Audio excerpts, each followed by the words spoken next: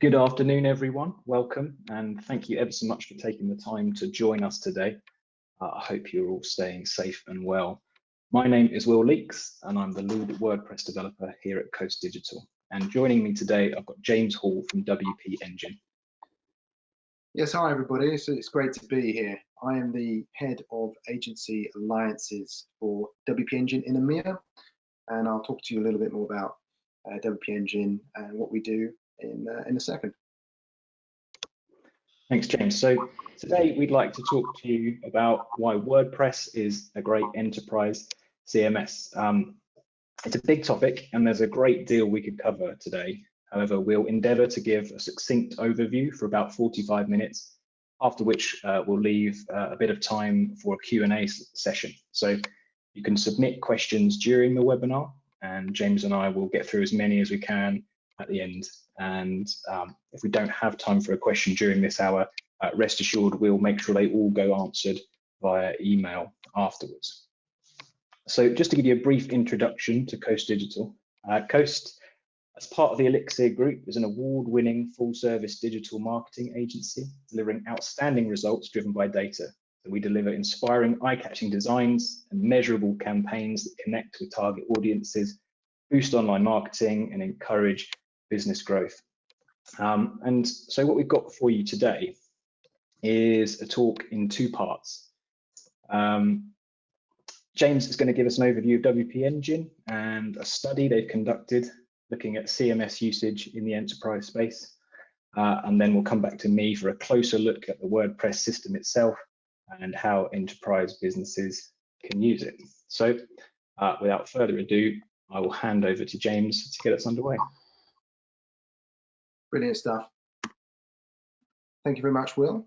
So yes, I'm going to talk you through part one here, which is looking into the study that we've done into how enterprise use CMS. But let's first of all just have a little bit of an overview of WP Engine and where we sit in the WordPress ecosystem. Now, ultimately, an agency like Coast Digital could go and grab WordPress off the shelf at WordPress.org because it is an open source CMS platform, and they can manage that, host it on behalf of their customers. But there's an awful lot of complexity that comes with actually managing WordPress.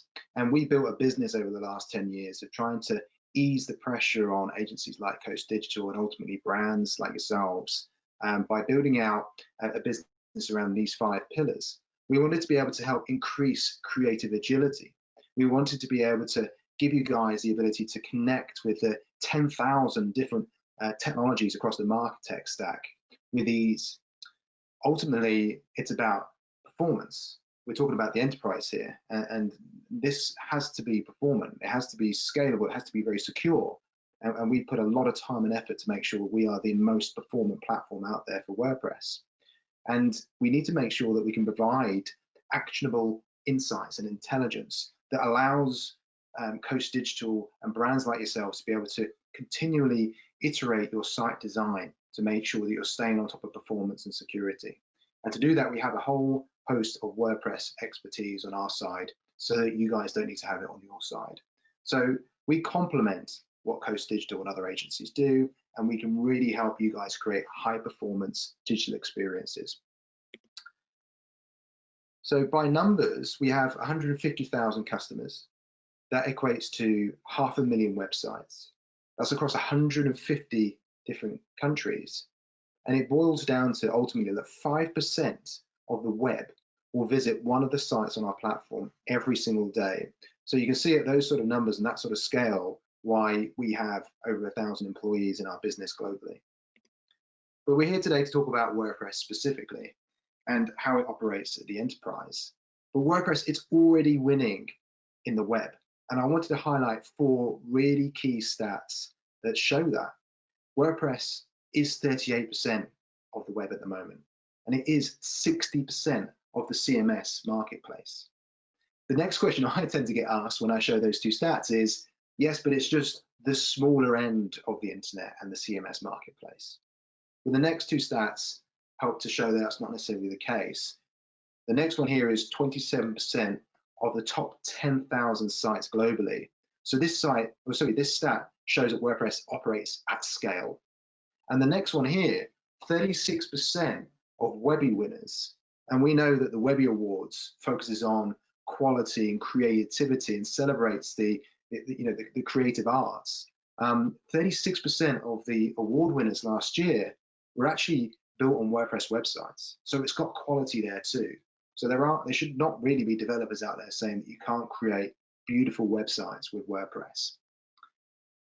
Some of the reasons that these stats exist is because there is 50,000 plugins available within the WordPress ecosystem. I know this would be something that we'll talk about later in terms of, some of the key stats to why use WordPress is the speed to market, and your ability to be able to do that it comes from the broad range of plugins available, but also the fact that there are hundreds of thousands of developers that are in this community, and that is head and shoulders above any other CMS platform out there. So yes, we wanted to survey the enterprise and be able to help agencies like Coast and marketing departments to be able to have better conversations perhaps with IT, who seem to be maybe a little bit more stuck in their ways with using very high-end proprietary CMS platforms. So we wanted to do a survey that looks at how the enterprise is using CMS today. And we've done the study in conjunction with Vance & Bourne, who are an independent research group. And we did the study in 2017, and we repeated it again last year so we can see some trended data. And two themes that came out of the study was really this approach to multi-CMS and a rise in headless. So we deep dive into those areas as well. We interviewed 300 individuals across IT departments and marketing departments, and across the US and the UK. And I think you'll all agree here that this is really targeting enterprises. Not a single business has a less than 1,000 employees. In fact, 44 here have more than 5,000 employees. And from a turnover perspective, globally, more than 2/3 of this list has a turnover of greater than 1 billion. So let's dig into this first part of the research, which is how are the enterprise using CMS? So on this slide, you'll see two color bars. The teal color represents 2017, whereas the more blue color represents last year. And what we're talking about here is, which CMS is being used in the enterprise of those that we surveyed. And you can see Adobe sits as the leader at 68%, but really not far behind at 66% is WordPress. And this is going to be a theme that you see throughout the study, that Adobe and WordPress are head and shoulders above any other enterprise in this space. Even CMSs like Sitecore that you would typically associate with the enterprise space, WordPress has 3 times the usage in the enterprise. What's also interesting is that actually, when you look at the trend over 17 to 19, WordPress actually posts the biggest jump at 16%, while some other CMS platforms have flatlined or even gone backwards. I wanted to show this stat in a slightly different way. So this actually looks at WP Engine specifically, not WordPress, but it talks about the leaders amongst the top 200,000 sites by visitor traffic. And you can see here on this purple line, which is Adobe, they are in fact front runners for the top 50,000 websites. But there is that intersection point of that number where WP Engine with WordPress starts to now overtake. And it's a steeper linear line all the way up to 200,000. And you can see where Sitecore sits in with that. And Drupal is represented here by Acquia. So what are they using WordPress for? And I think what's interesting in terms of looking at the primary benefits of WordPress, and first I should say that the teal color is actually looking at the total respondents in 2019, whereas the blue actually looks at, of the total respondents in 2019, which ones of those were actually utilizing WordPress. So it doesn't look at the trends between years, but actually more about who's using WordPress versus total respondents in last year's results. And security comes out on top, which is quite interesting because there is, or has been, I should say, this kind of perceived notion that perhaps WordPress isn't secure. That certainly isn't the case when you look at these results. And I can say from my own experience that it doesn't seem to be the case anymore. It's not often we'll get into a situation where an enterprise brand is concerned about the security aspects of WordPress. Everything's moved along significantly over the last few years. And as long as you're doing it right, if you're using credible platforms like WP Engine and credible agencies like Coast Digital, you can really get around these issues. So if you're a marketing department having to work with IT, work with us and we can really help you around these areas if you need to overcome such things as compliance. But some other really key benefits to using WordPress is time to market, agility, return on investment. This posed a big jump, and you can see here that 31% of all respondents said that that was a major benefit. But actually, if you're using WordPress, that becomes 38%. So it's showing you that actually those who are actually using WordPress are seeing really strong return from the platform. And similarly, there's a 7% jump there on scalability. And I wanted to dive into that with a case study of ours. And this is Country Music Association. Not very well known here because we're not into our country music so much, but in the US, this is huge. And they have their award ceremony that takes place once a year. And they've been a customer of ours since 2015. And their latest ceremony took place only a couple of weeks ago. And they typically get around about 70 million hits on their platform within a 24-hour period. It was 73 million this year. And it just shows you that WordPress can really handle at scale once it's built with the right types of partners in mind. But CMA, they don't need to have a platform that handles 73 million users in 24 hours, 12 months of the year. So we work with them to make sure we can ebb and flow that platform as it's needed to make sure they're getting the right efficiency from it. Let's come back to ROI. Now, WordPress is very much the leader in this space. We said that 31% of those surveyed saw a major benefit to WordPress when it came to ROI. But actually, if you average out the same response for all the other CMSs in the survey, it only comes out at 20%. So there is a big jump to actually how people perceive the value of WordPress in the enterprise space. But what are people using WordPress for? Commonly, it's corporate websites. And that's very much the case over in the US, which is represented by the middle bars here in blue. The green bar represents the UK, and then the total is represented by that teal color. So you can see we're slightly behind here in the UK in terms of our usage of WordPress for corporate websites. But we're very much sort of taking the lead when it comes to actually brand and product sites and campaign websites. And the one that's interesting for me is e-commerce, and I'd love to see what this statistic would look like if we were to run the survey again after 2020, when there have been so many businesses wanting to have a direct-to-consumer experience, and WordPress with its WooCommerce platform is crucial at that, to the point where actually WP Engine is building out a managed platform to handle more of the complexities of WooCommerce and to create a rich experience around that. Interestingly, when it comes to actually where the final decision making sits for CMS, typically it will be with the IT department. So I come back to my point around security, that if you're sitting there in a marketing department because you own the sort of the campaign, the ideas, the strategy, but you've really got to work with IT in terms of choosing the right platform, do work with a credible agency, do work with a credible platform, and we can help you overcome some of those challenges in terms of security and compliance. So I want to step in now to the next phase of this study, which drills down on this approach around multi-CMS. Back in 2017, believe it or not, there were still 6% of businesses that weren't using a CMS whatsoever. Luckily today, that's not the case, as you'd expect, and the trend is moving towards having multiple CMS. So let's look at why that is the case.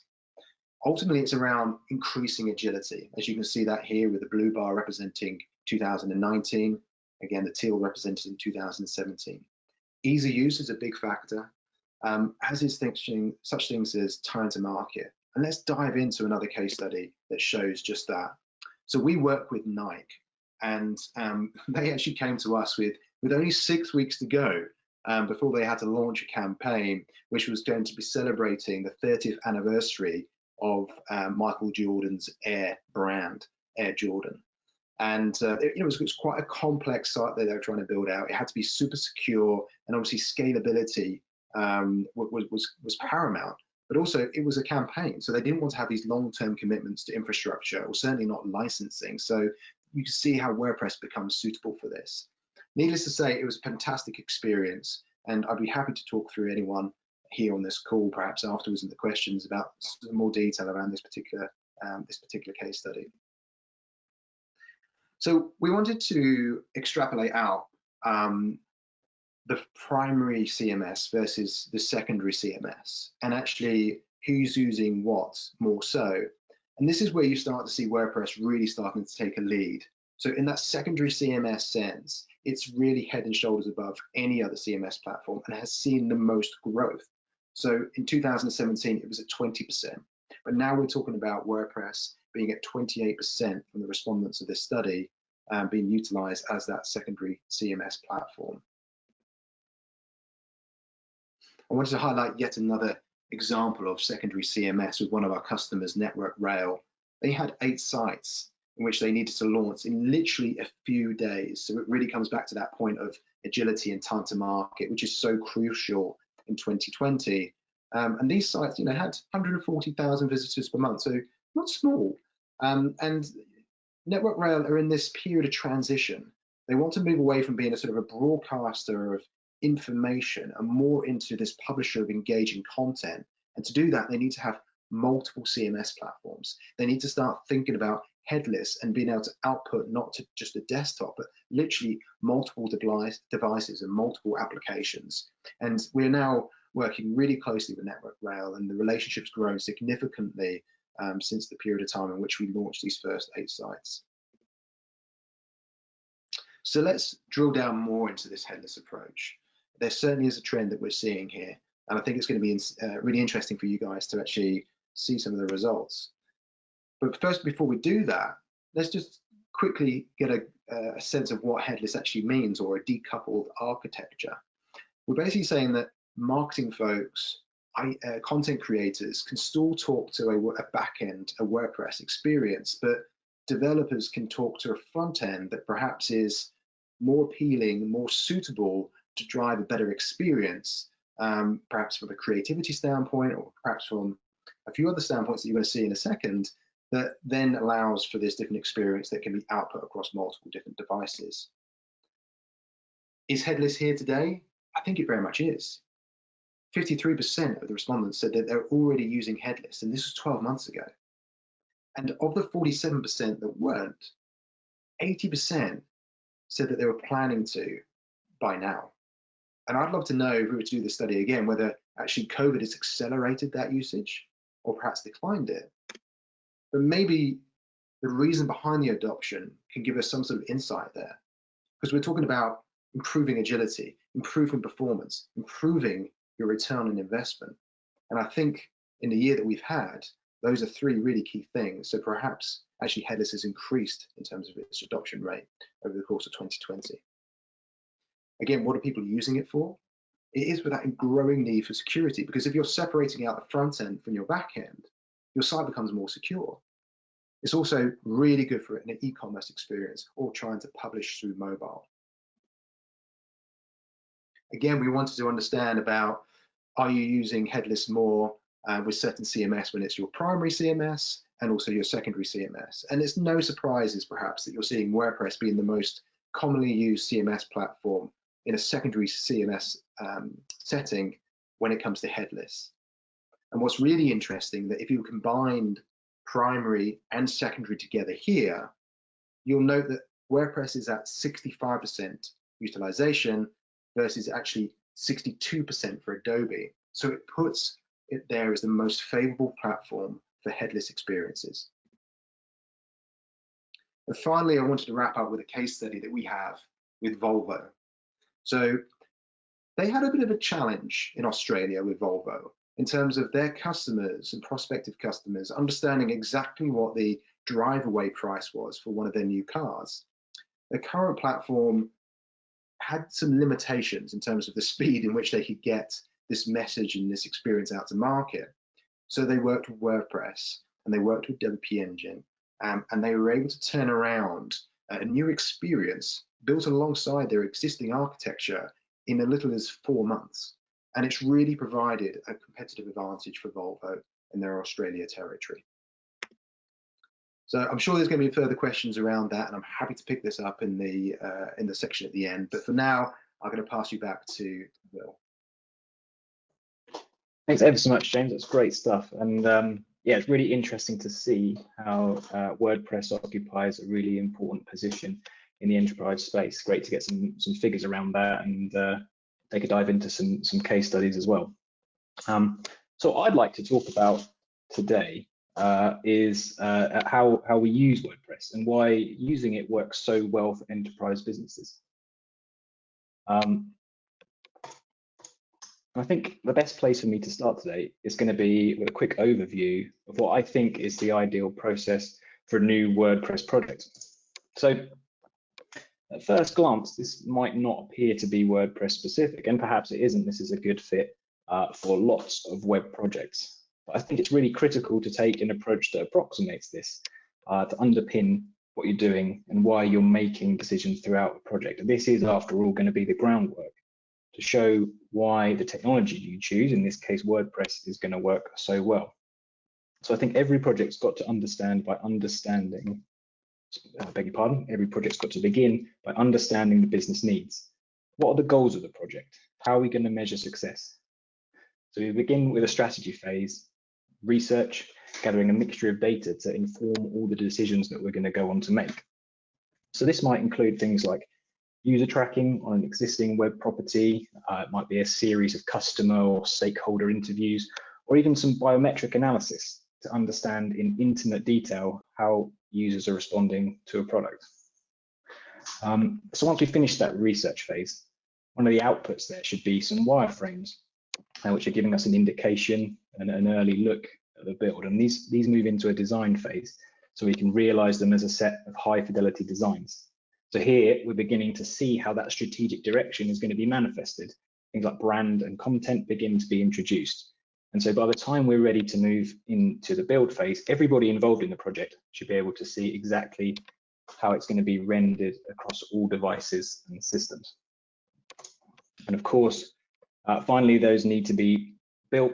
And at this point, the developer should have a great understanding of the project and the requirements. That means the decision making has been done and they can focus on delivering a high performance product. And I think something I really want to stress here, and really relevant to the fact that we're talking about WordPress today, is I think a developer should be involved throughout this process. Of course, being a developer, I would say that, but what that means is that they can understand the requirements, ask the right questions, and help shape the technical outputs right from the kickoff. At Coast, we don't go into a project having made any decisions about the technology we're going to use. Every project is unique and every project is going to present a unique set of challenges. However, the reality is that we find that WordPress meets those requirements, meets those challenges in almost every case. And that holds true for us for clients at pretty much any scale as well. So now let's take a closer look at how we're going to use WordPress and why it works so well for enterprise businesses. And so I want to talk a little bit about this idea of a blank canvas. WordPress gives developers the flexibility to meet the exact needs of the project because we can start with a blank canvas. And I use the word canvas very specifically because I want to stress that we're leveraging WordPress's strengths. We're not starting from scratch, but we have got a great deal of flexibility. WordPress sometimes gets a bad rap and has a perception of just being a glorified blogging platform. You know, people say that websites are just pieced together as this kind of unhallowed concoction of themes and plugins that other people have built. But the reality in 2020 could not be more different. You know, you can decide exactly what goes into the code base, and as per the strategy phase we were talking about earlier, it's going to be exactly what the project needs and nothing more. WordPress gives you the tools to build a theme from the ground up, and choose only to leverage those plugins which are going to empower you to work quickly towards the goals of the project. And that means none of those need to dictate style, they don't need to dictate layout, they don't need to dictate functionality, they can just serve efficiency. And working within WordPress as well, you can write efficient code that's going to perform well, not relying on other people's, And the fact that WordPress is open source and has that community, and we're going to touch a little bit more on that later, we can use this to ensure that the code meets really high-level coding standards, as if you were contributing to the WordPress core itself. And what I mean by that is the fact that it's open source and the fact that it has that community makes it really easy to measure that, to find good developers, and make sure that all the code is at a really high level. So we talked about how much flexibility WordPress has, and that extends into the visual space. You know, if you can design it, you can build it. It's really important that every aspect of what ends up on your user screen should be planned. Everything from the data structure right through to the way that it's going to be displayed. And that planning means that when it comes time to build, you know exactly how things are going to work. And when choosing WordPress, designers don't need to be confined by the choice of technology. They are free to flex their muscles and deliver designs that are going to work really hard for the business. And we can leave them to work on brilliant designs that are all about the project needs and goals. And that visual freedom is brilliant, but it's no good if you don't have the tools to back it up and manage all of that content after the site has launched. The website project is important, but of course, the website needs to evolve and continue to work hard after launch. So WordPress gives you the ability to unlock all this content so it can be edited later. And that's not limited to the odd page title and bit of text here and there. We're talking about everything. Sites can launch with a suite of custom components, and each one can have a bespoke editing panel so that adjustments can be made quickly and simply. You know, typically a website administrator is likely to spend much more time in this interface than they are looking at the front end. So that makes this level of control really critical. And typically at Coast, we collaborate really closely with clients during the build process to ensure that the tool is going to work in exactly the way they need, and that content management process is going to be exactly as they imagined. And I want to stress again, keep talking about this idea of flexibility, but that doesn't need to mean complexity. A huge amount of people working in the digital space have some experience editing a WordPress site, and frankly that holds true for almost any sector which makes use of a website in one way or another. And that is due in no small part to just how easy it is to use. It doesn't rely on an understanding of HTML, CSS, or any other programming languages in order to deliver a really powerful editing experience. And what's more, WordPress have recently introduced their new block editor, which has been developed under the name Gutenberg. And this is approaching a point of maturity where we're seeing it in more and more production sites. And this is really going to bring a whole new level of editing experience, you know, as the gap between what you see on the front end and the interface is narrowed. And you know, if you spent any time on the internet in the last few years, you're probably aware of other products such as Squarespace and similar CMS type tools, often kind of contained and self-hosted things, which really push hard on this kind of page builder drag and drop technology. And the great thing is that these sorts of things are coming to the core of WordPress. Of course, the reality of content management at enterprise scale, and James talked a little bit earlier about the size of the teams that we're using WordPress, is that you're going to have a team or possibly a number of teams who are responsible for the website. And so WordPress gives us some great tools to make this process as smooth as possible. Out of the box, you've got a number of user roles. You have the ability to add on to these roles with new roles, depending on the requirements of the team and the project. And then digging into each one of those roles deeper, you can customize it so that each one is working in exactly the way you need. Everybody in every role has access to just what they need, nothing more. And just to build out that idea of responsibilities and the way that content is apportioned to different teams, WordPress has the option to be configured as a network of individual websites within a single installation. That single installation part is important because that builds on some of the things James was talking about in terms of speed and agility and time to market. but the ability to have a number of websites within a single installation means they share the code base. We leverage that same code base across all the sites, but we keep content completely separate. And what that means in practice is that you can build a site once and roll it out for different departments or global teams. So just to think a little bit more about that idea of operating at a global scale, that's got to be one of the key concerns for an enterprise scale business. Whether you're selling products all around the world or producing content which needs to be tailored to different regional markets, WordPress has got you covered and can meet those requirements. So just to have a little case study for Coast Digital for a moment, we've leveraged this concept of a network of sites for some of our clients, such as Aiming.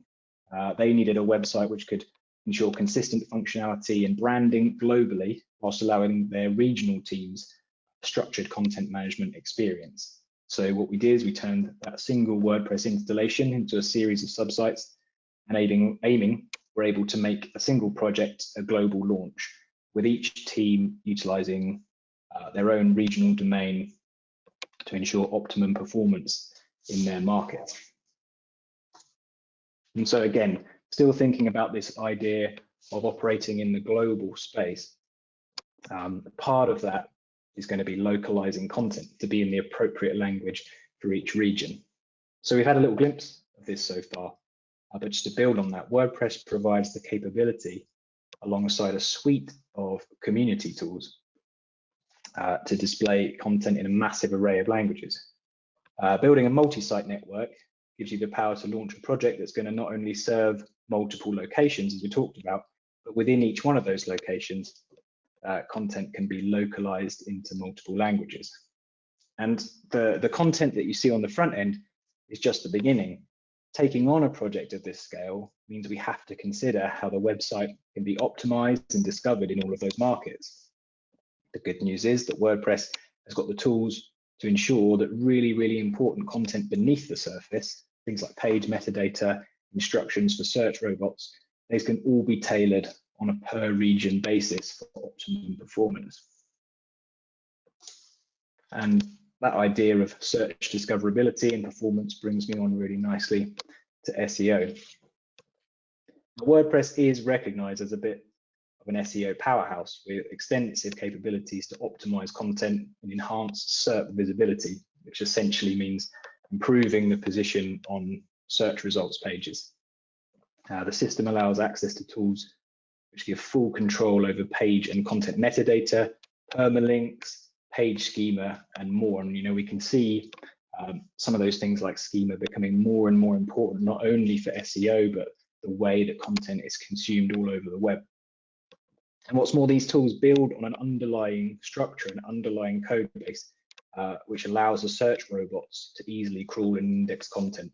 So just by choosing WordPress, you are setting off on the path to great results.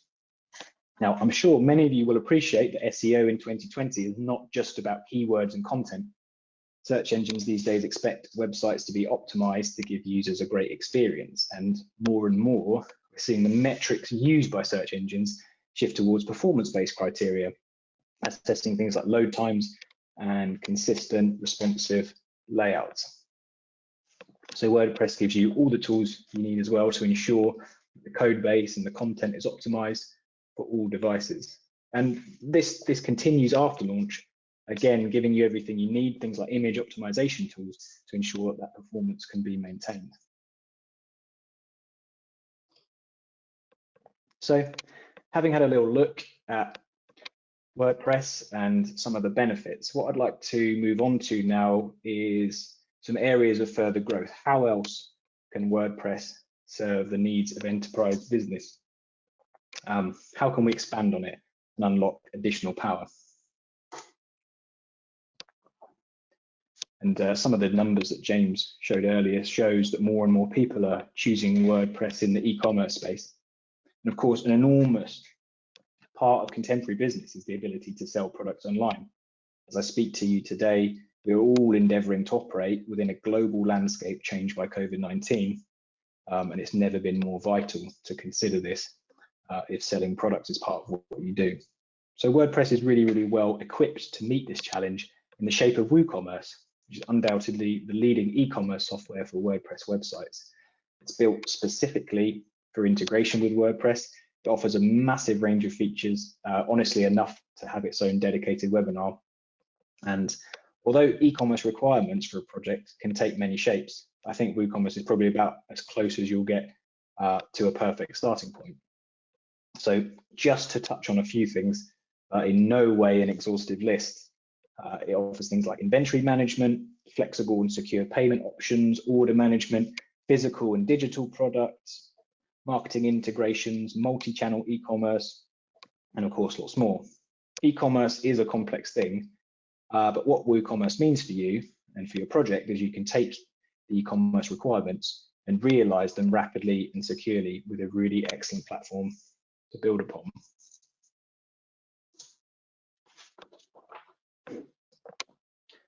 I touched briefly earlier on this idea of open source, and I think this is another of WordPress's great strengths. So a quick primer for anyone unfamiliar with the term. Basically, this means that the source code for WordPress is freely available to be inspected, to be used, to be modified, and to be redistributed.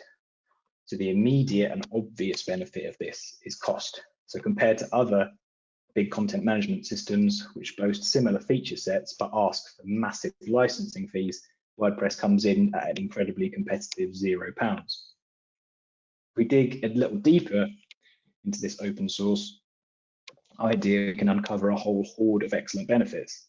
So first of all, WordPress is constantly maintained and iterated on by a thriving community, and this brings with it a plethora of advantages, both in terms of moving WordPress forward, but also ensuring the code base stays secure and under constant review.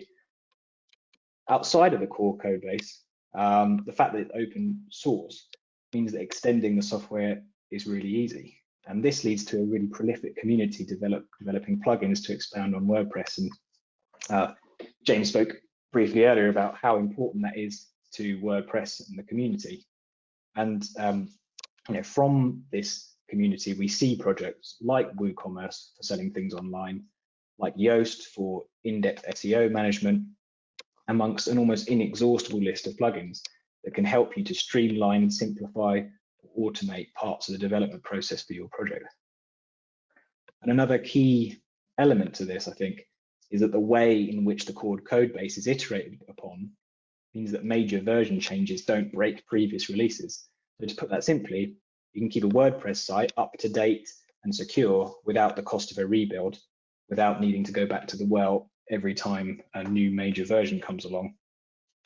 All of these factors combine to ensure that a WordPress project can be developed with really, really great efficiency, ensuring lean and performant code on top of an ecosystem of tried and trusted software that enables you to bring a product to market really very quickly.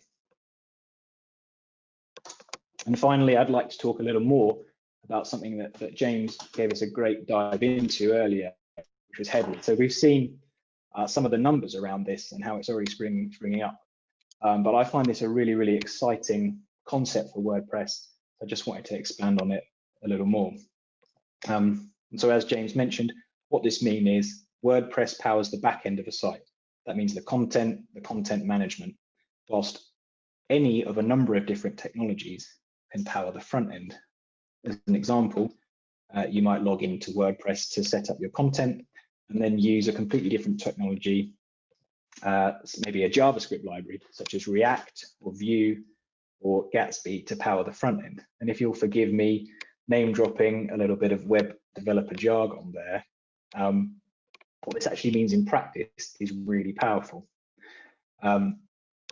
We've seen some of the numbers around who's using it, and I just wanted to talk a little bit about some of the specific applications. So once you've got your data set up, once you've got your content managed, you might use that to power a dedicated mobile app. That could be a progressive web app enabling users to visit that offline.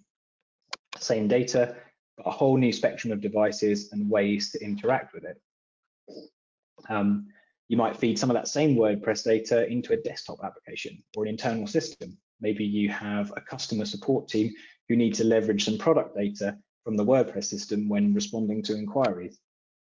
Or it might be that, again, as James talked about, you've got a multi-CMS, a secondary CMS, and you just want to leverage a different templating system to power commercial or marketing websites, making a single request to WordPress and then taking advantage of the speed of some of the other technologies that they give us when manipulating data in the user's web browser.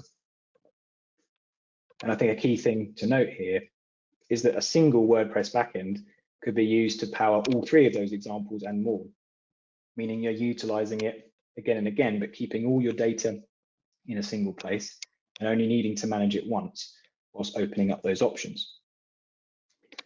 And finally, the approach is really great for security as well, as our front end, in other words, the point of the website that can be accessed, can be totally separate from the backend data. It's great for scalability too, meaning that if you want to expand the infrastructure of the project, you can focus that expansion exactly where it's needed. For example, just spinning up additional front-end servers to handle spikes in traffic. So hopefully that's given you a useful overview of and a couple of perspectives on why WordPress is such a great fit for enterprise business. I think now we can move on to if there's any questions and talking points. I'm not seeing anything, but I know there were a few things that James and I were excited to cover off in a little more detail, if time allowed. And James, we were talking before about this idea of headless and what this means for WordPress. We were indeed. The thing with headless, I think, what's really exciting is that it allows for multiple application, and I think it allows for a lot of creativity to this marketplace. To a point where actually WP Engine, although we're very much entrenched in WordPress, we've recognized that we need to expand our expertise and our performance in order to look at new horizons, to be able to help solve the challenges that agencies will face and brands will face when it comes to headless, in terms of what is it exactly that you guys want to do in terms of managing that headless environment. Probably not a huge amount. You probably want to offset as much of that as possible.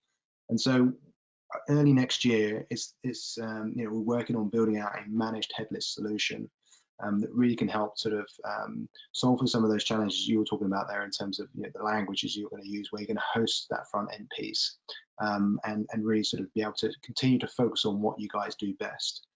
So I think it's really exciting to see what that's going to bring early next year. Yeah, absolutely. And I think one of the really exciting sort of angles of this is just that idea of opening up flexibility and opening up options. I think it's going to blow out the water a lot of the perceptions about what WordPress can do and perhaps the perceived limitations. And we're going to really see that range of applications start to open up.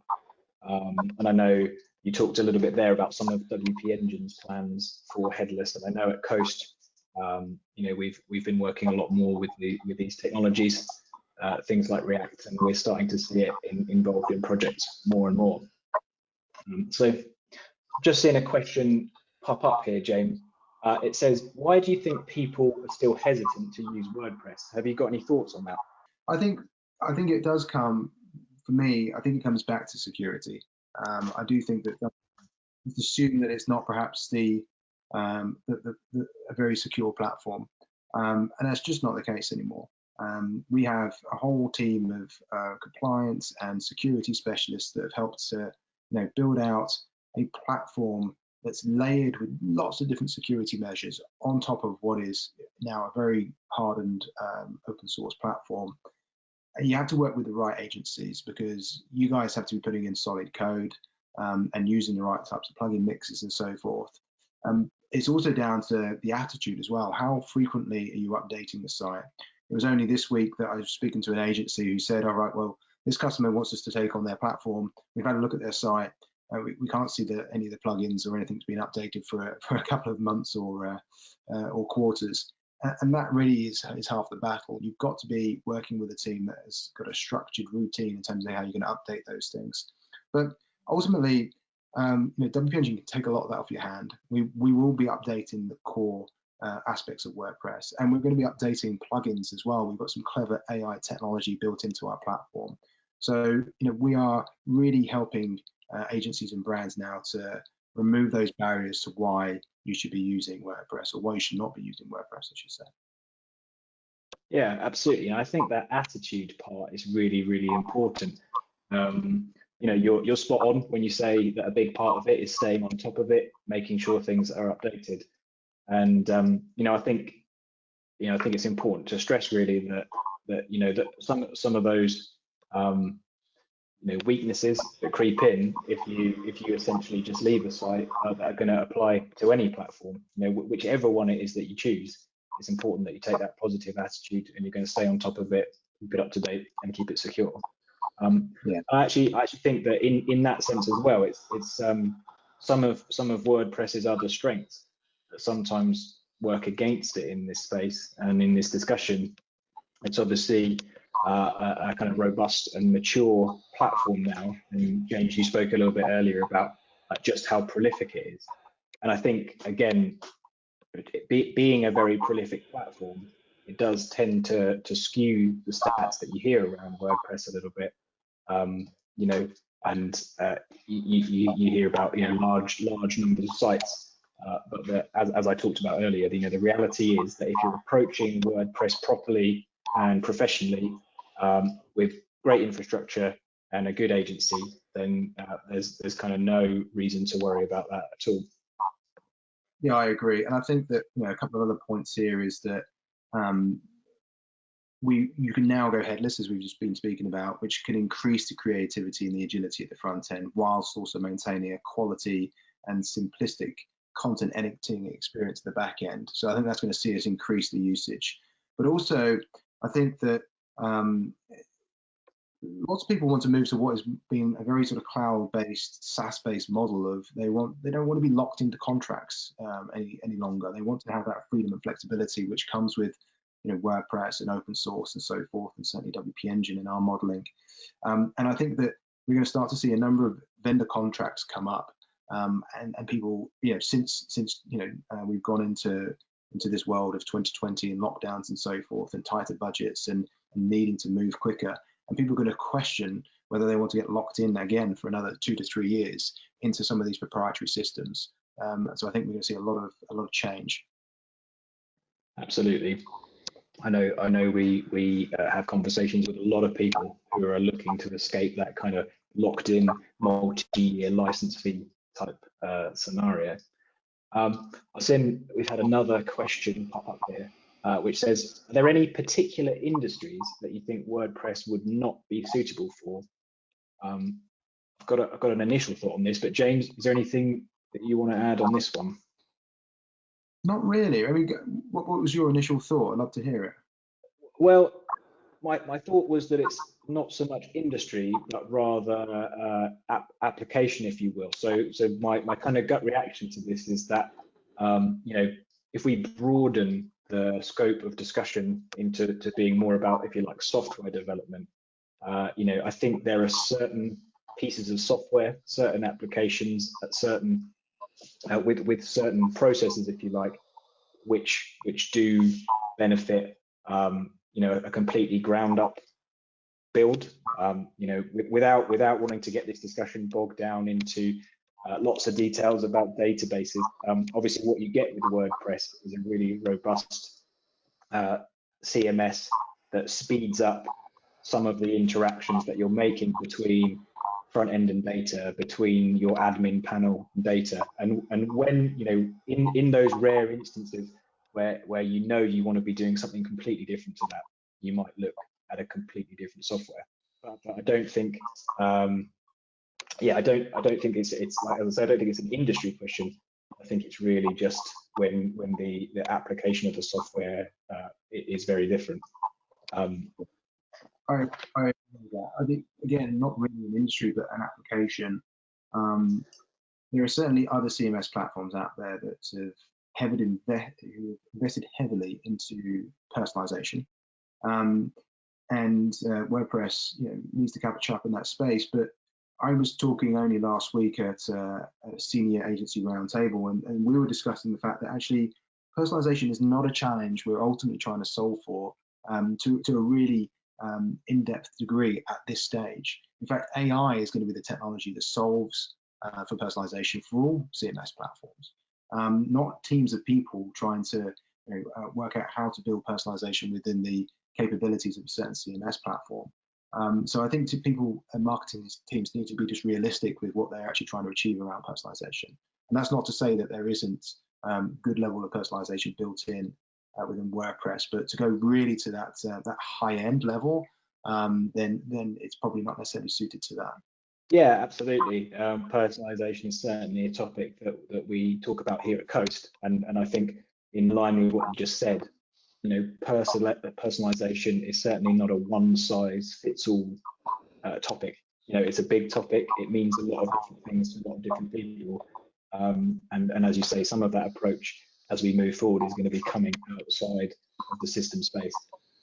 Yeah, but I think that comes back to another good point, though, in terms of WordPress is very much about a hub and spoke model, and not an all-encompassing solution like a proprietary CMS that offers. And so the rich experience that you get from some of that technology stack comes from integrating with open APIs, other parts of the MarTech stack into WordPress. For sure.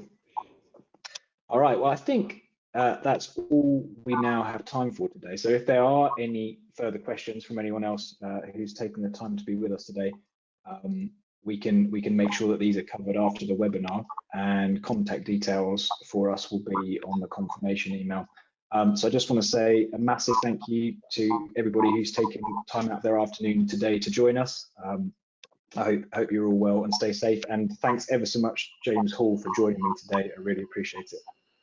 That's quite all right. It's a pleasure to be here. Thank you very much.